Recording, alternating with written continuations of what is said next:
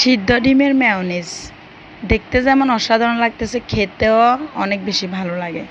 আসসালামু আলাইকুম, কেমন আছেন সবাই? আশা করি সবাই ভালো আছেন। আলহামদুলিল্লাহ, আমিও ভালো আছি।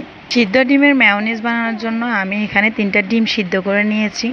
সিদ্ধ করে ছিলে আমি এখানে দিয়ে দিয়েছি 3টা সিদ্ধ ডিম, আর 2টা রসুনের কোয়া কুচি করে নিয়েছি, আর দিয়ে দিয়েছি 1 টেবিল চামচ চিনি, 2 টেবিল চামচ গুঁড়া দুধ, আর দিয়ে দিয়েছি 1 চা চামচ গোলমরিচ গুঁড়া।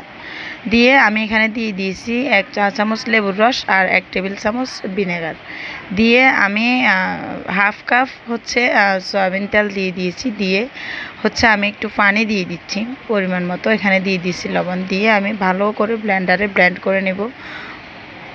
তো এই যে ভালো করে ব্লেন্ড করে নেওয়ার পরে আমার মেয়োনিজগুলো একেবারে রেডি। খুব সুন্দরভাবে মেয়োনিজগুলো রেডি হয়ে গিয়েছে। আর অনেকেই কাঁচা ডিম দিয়ে মেয়োনিজটা খেতে পারে না, তারা সিদ্ধ ডিম দিয়ে এই মেয়োনিজটা বানিয়ে নেবেন। অবশ্যই খুবই মজাদার এবং স্বাদে কোনো দিক দিয়ে কমতি নেই, আরও বেশি খেতে ভালো লাগে এজন্য যে সিদ্ধ করা ডিম দিয়ে মেয়োনিজটা বানানো হয়েছে। তো এই যে আমার মেয়োনিজটার ঘনত্ব ঠিক এরকম হবে। খুবই দারুণ হয়েছে মেয়োনিজটা। এই মেয়োনিজটা দিয়ে যে কোনো নাস্তা খেতে অনেক বেশি ভালো লাগে। তো আমার বানানো এই মেয়োনিজটা আপনাদের কাছে কেমন লেগেছে অবশ্যই কমেন্টস করে জানাবেন।